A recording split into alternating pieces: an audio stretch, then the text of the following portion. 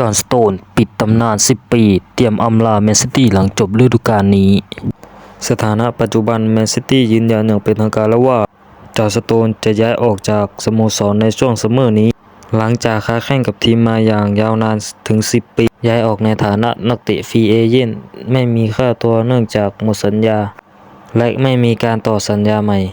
ปัญหาการบาดเจ็บในช่วง2ฤดูกาลหลัง สโตนมีปัญหาเรื่องความฟิตทำให้ลงสนามน้อยลงฤดูกาลล่าสุดลงเล่นไปเพียงประมาณ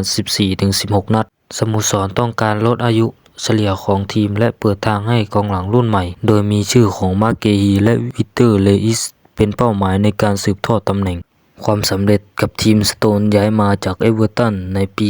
2016 ลงเล่นไปเกือบ 300 นัด คว้าแชมป์รวม 19 รายการ รวมถึงพรีเมียร์ลีก 6 สมัย และยูฟ่าแชมเปี้ยนลีก 1 สมัย สถานีต่อไปขณะนี้มีรายงานว่าหลายสโมสรให้ความสนใจเขา โดยเฉพาะเอเวอร์ตันทีมเก่าและสโมสรชั้นนำในยุโรปอย่างยูเวนตุสที่กำลังจับตามองสถานการณ์อย่างใกล้ชิด ถือเป็นการสิ้นสุดยุคสมัยของหนึ่งในกองหลังที่เป๊ปไว้วางใจมากที่สุด และเป็นเจ้าของฉายาเบคเคนบาวเออร์แห่งบาร์นส์ลีย์